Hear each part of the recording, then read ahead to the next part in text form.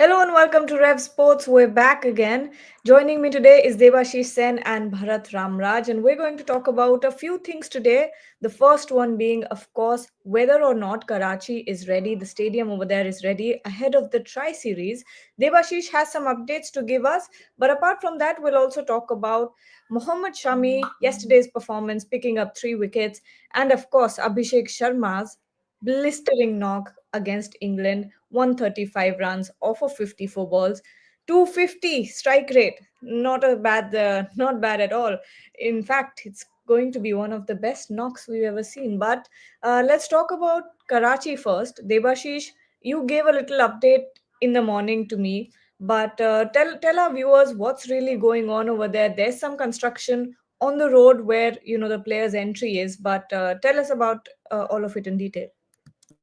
Yeah, Ragi, there's quite a bit of work that is still in progress. The approach road to the entry to the stadium, the ring road. Whether it's going to be ready before February 12th, that's a question that needs to be asked because there are two tri-series games that is scheduled to be held at the National Stadium in Karachi. So yes, there is still some work to go ahead, as we already know that February 7th and February 11th are the two dates where there will be the opening of the stadiums and in Gaddafi Stadium in Lahore and the National Stadium in Karachi. But as far as Karachi is concerned, there's definitely a lot of work still in progress.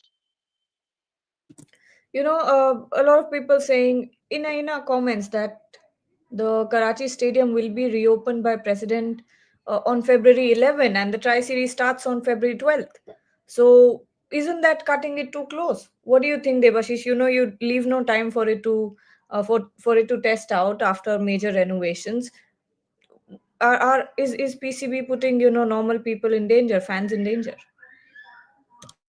Sigagi, obviously, ICC did say that they are behind the schedule, means, and that is for the entire world to see what is the work in progress in across the stadiums, except for Rawalpindi, where the work is almost complete. Gaddafi Stadium is also has picked up space, and it looks that it is almost near completion. But when it comes to the National Stadium in Karachi, there's definitely still some work to go ahead, and clearly with February 11th, where President will be there at the venue. I think there's still some work that needs to be completed, and that is a warning sign. That is a warning sign. Yes, as far as the safety, because the players' safety and the spectators' safety is paramount. But clearly, from the visuals that we received from Pakistan, it seems that there are still some considerable work that is still left to be done, completed. Bharat, we've been talking about this for a long time, but as the days goes on, it seems like there's still work to be done. Even if Mohsin Naqvi says 99% work is done at the Gaddafi Stadium, if I'm not wrong, but still, from the visuals that we get, from the pictures or the videos we receive, there's always, a little, not a little bit, there's a lot of doubt about whether or not the work will be completed in time. What are you thinking at this point? We're just days away from the Champions Trophy, no tickets sold, no schedule announced. What's not schedule? Sorry, no tickets sold. How do you feel about that? It was asked to me. Yeah, I didn't hear you taking my name. So, yeah, it feels like PCB are thinking maybe at the last moment we'll be able to get through. We will be able to somehow wade through it, and all the construction, everything related to renovation, construction, or whatever will get completed. I guess that is what they are believing in. uh, and that is why they are saying 99%, 98%, 97%, just to keep everyone happy, or make them feel that yeah, we are close to completion. So yeah, last minute, it's like how are you? I think it makes me remember my exam days. Just 2 3 days before the exam, you start suddenly by hearting a lot of stuff, and basically that's what they're thinking will help them to complete this work just 100 or 90 days before the Champions Trophy starts. Just start all the construction, and hopefully at the last moment it will get completed. Yeah, it's If you look at it logically, it is not good for the Champions Trophy for cricket fans as well. But it seems like that, just quintessential subcontinent type of mindset, that at the last moment everything will get completed. Jugad is what we call it. Uh, but Naman, disservice to fans at this point. If you were someone who wanted to travel to Pakistan and get your tickets and get your hotels and flights booked, how would you do it at this point? Yeah, I mean, it's kind of a disservice, like you said it. How can you? I mean, this is the game for the fans, and if you're letting them down, that's really not the best image that you're putting out of the for the game to the world. And ICC should have taken some measures. Initially only. Now it's too late to even take any measures. Either they shift it or just wait it out. Now they are going to wait it out. So Pakistan, I don't know. I never expected anything out of them. Their economy has been on the wrong side for a while now, and so them getting done with the stadium was always going to be in question, given that they started 6 months before the tournament was to begin. So definitely a disservice to the fans. Their safety is in question. How will they travel? The logistics, everything is going to be a nightmare now. Seems like it. But we'll, of course, keep getting more updates and we'll talk more about this in our 5 at 5 show. But moving on to, what we saw yesterday in the match against England. Now, a lot of comments on Abhishek Sharma about Yashasvi Jaiswal not being there for Champions Trophy. But Debashish, let's take this comment. Vian Singh, it is so frustrating and unfair that the best Indian batter, Jaiswal, uh, West Indian batter, not sure, but yes, Jaiswal is one of the best that you have right now. T20 batter Abhishek Sharma and best spinner Varun will not be in the playing 11 of the Champions Trophy. Devashish, do you think at this point India should seriously consider Chakravarty's place in Champions Trophy or let just support whoever is already in the team? That answer is in Rian's comment as well. In only means obviously that was a performance in the T20 series, and the Champions Trophy is a 50 over format. So clearly, the performance in the T20 series will not be counted for the Champions Trophy selectors. It is only fair that you pick a Yashasvi Jaiswal. Yes, he is still to make his debut into white ball in 50 overs format. But given the way he has performed, I think that's the best possible size squad you pick. Yes, the only bone of contention could be perhaps to pick a Varun Chakravarthy who could have been successful in conditions in Dubai. But as far as Abhishek Sharma, it's just a matter of 2 innings, and you want him to draft him in the championship. I think it does not go that way. So I think it's a fair selection that the selectors have picked. And Varun Chakravarty's inclusion could have been debated, but definitely not Abhishek Sharma at this point. I agree. I agree. Abhishek Sharma, this is just one good series that we've seen in international in the recent past, and it's also a completely different format than the Champions Trophy. So it will be realistic to not see him in the Champions Trophy squad. But on the other hand, Bharat, Varun Chakravarty, we've been debating this. Three matches we've seen of Varun anyway, but we've seen one 5 wicket haul, one 3 wicket haul, and one match with couple of wickets. So when you look at this, his consistency has been phenomenal. Also, he's very economical. So would if you were in the selector's place, would you consider Varun Chakravarty for Champions Trophy? Yeah, the same stuff I have noted. He's at the peak of his prowess. If you don't select him now, when will you select him? When he retires and sits on a chair that goes back and forth and recalls all those fond memories, will you pick him then? You have to pick him now because he's at the peak of his prowess. The kind of bounce he's getting, leave alone all those variations. He's improved his control. The kind of bounce he's getting is even imparting a little more side spin that tells you he's touched his peak level, because he's not someone who was known to impart side spin. He was known to impart overspin and get that bounce. That is even experimenting with side spin, is experimenting with different things, and is someone if you see his bowling, is hardly giving any room to any batters. So all these factors, leave alone those variations. He nowadays uses only three variations, though he has seven. The kind of control, the kind of bounce, everything that he's getting. This is the time you should select him in one ODIs. Even in the Vijay Hazare Trophy, the way he bowled, he showed really good control while bowling those 10 overs. So, yeah, if I was a selector, definitely he would be in my squad. Naman, Bhavik Haswani here is saying Varun ahead of Kuldeep or Sundar in Champions Trophy. Do you agree?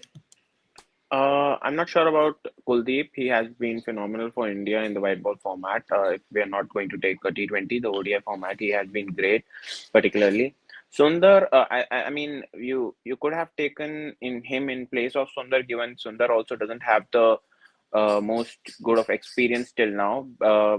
But I think India went for a batting depth, and that's why they picked two left arm all rounder in the form of Ravindra Jadeja and Akshar Patel. So, I mean, India has particularly looked for batting depth, but I feel Varun could have uh, swapped in for Sundar. And Kuldeep's fitness is also a concern. I'm sure he has been training well, and I think he'll be coming back in the ODI series if I'm not wrong. But Yeah, not ahead of Kuldeep. He has been phenomenal, but yes, for Sundar, because Varun and Kuldeep both have this wicket taking ability. They go for the wickets rather than containing the runs. So uh, Sundar might have been, Varun could have been useful in the sense that he could have bowled to the Indian bowlers, batters in the net, which would have made them adaptable to someone like Adil Rashid or other spinners around. And if I'm not wrong, Varun Chakravarthy also, I think, made a new record for the most wickets, set a new record for the most wickets taken by a spinner in a bilateral Bilateral. T20I series. So when you look at it, he's been incredibly penetrative. But Naman, because you were there, a follow up on that, what makes Varun Chakravarthy, according to you, so dangerous?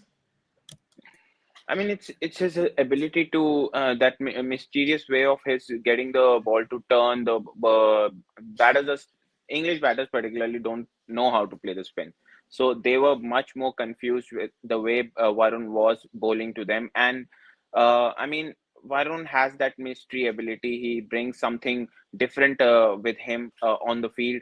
So definitely that is the part why Varun has been considered and why he has been phenomenal for any team which he has played. Even in the Vijay Hazare Trophy, he was the second joint, second top wicket taker, I believe. And till now, he has taken around 30 plus wickets in the last 12 or 10 T20Is he has played. So, I mean, he's bringing something different that India really needs, something that can uh, take the opposition. He can take the opposition by surprise, and that is what India required. And that is why Chakravarti has been considered for the Champions Trophy. And this seems that Chakravarti would have been the key figure or the missing piece that India might have required for the Champions Trophy. Devashish, one comment here about the debate that we're having. Bhavik Haswani is again saying Kuldeep ICC tournament record is very bad in both ODIs and T20. That's why Varun should be picked ahead of Kuldeep Yadav. Yeah, on the basis of form, yes, certainly. That is why I said in the start that it could be the bone of contention as far as selection is concerned in the Champions Trophy squad. But Kuldeep, I insist to differ from what Bhavik has said. Means I think Kuldeep Yadav, before his injury layoff, he did reasonably well for India. So and yes, only thing that I would agree with Daman is that he's coming back from injury. So this three ODIs will be very crucial as to how his body copes up. Means obviously he has been bowling in the National Cricket Academy.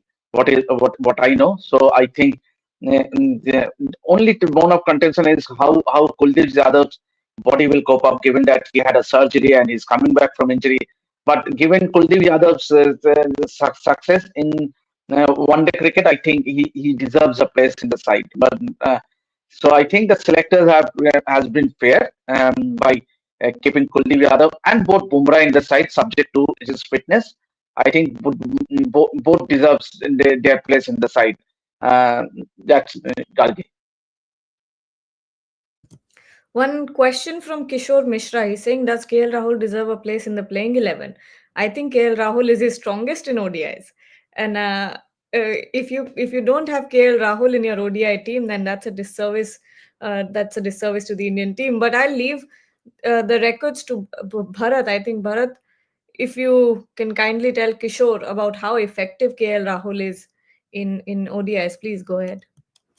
You see, KL Rahul, first of all, this format suits him. He's someone who takes a little bit of time, then he gets going. So this one-day format kind of suits him, where he can take 15, 20 deliveries. Actually, 3 years ago or something on those lines, I asked this question to him in a press conference, and that is what he basically said. He likes to take a little bit of time and then score a few boundaries, and that is why he did so well in the 2023 World Cup. Obviously, the 2023 World Cup final will be held against him, I guess, for lifelong. Though one has to always add a caveat that when KL Rahul is batting, the conditions was quite a bit tougher. Though he could have played at a slightly better strike rate, that kind of knock where he scored at a strike rate of 70 or whatever. He could have slightly ramped it up, but one innings, if you can't hold it against a certain batter just on the basis on one innings, so that is the main point. So when it comes to ODI cricket, his records also suggest that he is a good player at number 5 or on those lines, because he plays hard lines well. Yeah, he's not the greatest against spin bowling. I agree, at least at this time of his career. But he can manage. So considering all that, I guess we will get into that lineup. The only question against it, obviously, is yeah that controversial point, that whether you want to pick another left-hander somewhere in the middle order, someone like Rishabh Pant, or you want to keep so many right-handers in top 5. That I guess will come into the equation for KL Rahul. But this ODI record, the way this format is structured, it suits KL Rahul well. That is why obviously he will be in the squad, or most likely the playing 11 as well. There's a question addressed to you, Bharat. Can Parag pip Sundar in ODIs? Sundar doesn't have hitting ability. Parag can destroy fast bowling on his day. He can be Glenn Maxwell type player. What do you think? See, Riyan Parag is someone who has a lot of talent. When it comes to Riyan Parag, I go back in time 2019. I took his interview. Even then, I could see this guy has so much self belief. That is what you saw even in the IPL 2024, when he kind of upped his game in the last couple of IPLs, the last IPL. So he has more shots than someone like Washington Sundar. This is in terms of limited overs cricket. Actually, has a very decent technique too against fast bowling. Unfortunately, sometimes it feels as if when I was watching in the Dulip Trophy, 3-4 matches I covered, he was trying to hit every ball out of the ground. That perhaps went against him. That's related to the longest format, but when it comes to the shorter formats, he definitely has more hitting ability than Washington Sundar. So perhaps he has a small issue or two against maybe spin bowling in the middle overs at times. He might struggle a bit, but compared to Washington Sundar, definitely has a wider range of shots. Absolutely. More questions before we wrap up the show. Final 5 minutes on the show. Vian Singh is saying his playing 11 in Champions Trophy would be Rohit, Gill, Kohli, Jaiswal, Shreyas, Rahul, Hardik, Shivam Dubey, Varun Chakravarthy, Kuldeep Yadav, and Arshdeep or Shami. Naman, before we go into discussing about Shami and how he's looked. I mean, the squad looks fine, but I'm not sure about Jaiswal and Tupe. I mean, how many I mean, Jaiswal, I've not seen him play in the middle order, so I'm not sure how he performs. He's an opener, to be fair, and he has performed brilliantly for India as an opening batter. So, not sure if Jaiswal would like to slot in, if that is the order he has, Vivian has put forth. So, I mean, I'm not sure about Jaiswal and Dubey as well. Yeah, you would like someone like Jadeja or Aksar in that team, just to give that left-hander batter in the lineup extra one, and as well as the the ability, the way the ball they bring with them. So not sure about Jaiswal and Dubey here. Varun Are is those not guys even in selected, the so. Varun and Dubey are not in the side as well. Oh, I'm Yeah. sorry. I'm sorry. I'm sorry. I They are didn't not in realize the Dubey Champions wasn't. Trophy Yeah, squad. sorry. So they are not part of the Champions Trophy squad. So how do you pick him in the 11? Yeah, Dubey. I'm not. I was not sure. As per So we are, I we definitely are see KL Rahul in that playing 11, at least for that game against Bangladesh on 20th of March. I definitely see KL Rahul in that playing 11. Certainty. He's a certainty in that playing 11. Um, so as far as bowling is concerned, I definitely see. You never know the fitness about Jasprit Bumrah, but I hope one would guess that he shouldn't. I still think he won't be available for that first game against Bangladesh. But definitely Mohammad Shami, Arshdeep Singh will be the two steamers, or in that case, because we recently concluded in that they can, or even for that matter, Hardik Pandya can take the new ball, share the new ball with Arshdeep Singh. I think in that case, Shami might have to make way. I think in Dubai, you might play an extra spinner. So in that case, I think Akshar Patel definitely. Akshar Patel, Kuldeep Yadav, Ravindra Jadeja, and perhaps maybe one more guy. Yep. Now that we've started talking about Jasprit Bumrah and Mohammad Shami, the dynamic that we're about to see, might or might not see in the Champions Trophy, Bharat. If a Jasprit Bumrah is not there at the start of the tournament, how much confidence is Mohammad Shami giving you? I think it looks very positive for India. see, it's bit not little bit hard to say for me based on T20 cricket because it's about 3 4 hours, 3 4 hours here or there. But it certainly looks much better than what he was when he played in the Ranji Trophy game somewhere in November. He's zipping through the crease a little better. So he's definitely getting there when it comes to his rhythm. It's all about building his load. The more matches he plays, the better it is for him. Be it the ODIs coming up against England, be it the current T20I series. Just give him more game time and he will get there. See, with the power play overs, yes, yesterday up front, the pitch was quite flat and he was getting hit. But up front, you always expect Mohammad Shami to take a wicket or two with a white ball because if not swing, he will usually get a little bit of seam, a little bit of nip off the wicket. So he's always in the game up front. So I expect him to be good in the Champions Trophy, provided that he gets more game time. And also, don't forget, someone like Harshit Rana is someone who has that wicket taking. He's a wicket taker. Yes, he's someone who can go for plenty of runs. But if he gets into that particular squad, I'm assuming that if Jasprit Bumrah is not fit or on those lines, and Harshit Rana gets into that particular squad. Don't forget him either because he's a genuine wicket taker. He has a good wrist snap and hits the pitch quite hard. So he could be a dark horse as well. Yeah, provided Bumrah is not fit. A lot of people asking about Jasprit Bumrah fitness. Only Bumrah and the Indian management know. We're not sure what's going on there. I don't think Bharat, Debashish, or Naman has an update on that. We don't, right? Nobody knows what's going on No, no. with Jasprit Bumrah. Sports fan is saying, I think picking Varun is absolute stupidity. Just because he performed against England doesn't mean he will bamboozle every team. Also, you know that we will play teams like Pakistan and Bangladesh who play spin very well. Naman, what do you think of this side of the coin? I'm not sure how Varun is an absolute stupidity. For the past year or so, he has been in a sublime form. As I recalled, he got some 30 odd wickets in the last 10, 12 T20Is. And leaving that aside, he has performed brilliantly well in the Vijay Hazare Trophy as well. It's not just that England cannot play spin. He actually bowled pretty well. That he was doing what strategy he had prepared for, and he deployed them very perfectly well. So I'm not sure what this post fan or whatever his name is trying to get on. But Varun at this time is at his peak of his powers, and calling him stupidity just because England cannot play. spin well, that doesn't bode. I mean, is not justifiable. Pak and Bangladesh in fact struggled when they came here in the T20Is. So I'm not sure what he's getting on with. Yeah, let's add a point to it. Yeah. Let's add a point. See, some of the deliveries that Varun Chakravarthy bowled against England, that would have got players who are supposedly much better players of spin as well. So, I'm not very sure what exactly is talking about. Not that Bangladesh are that good against spin either, from what I've seen.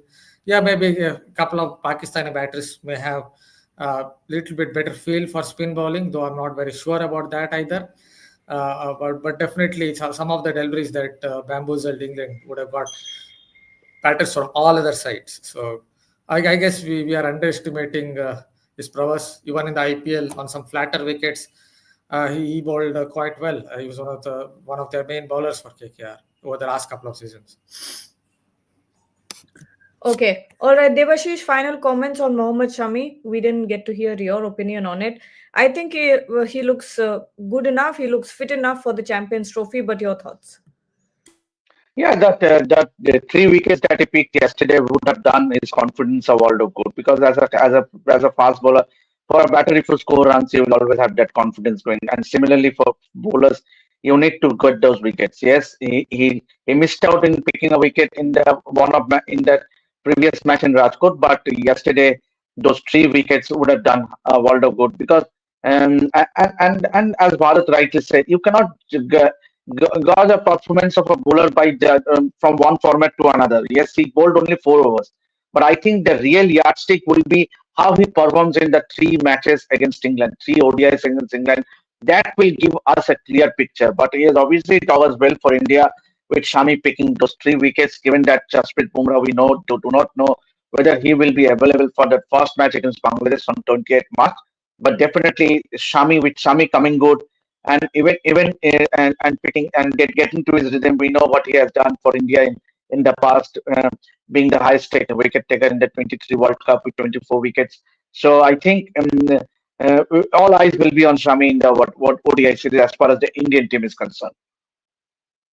Yep, absolutely. On that note, I think we can take your leave. Thank you so much, Debashish, Naman, and Bharat for joining us. Don't forget to join us back at 5. We'll have more updates from Nagpur as well. Vaibhav will join us, and so will other guests. So don't forget to join us. And to everyone who's watching,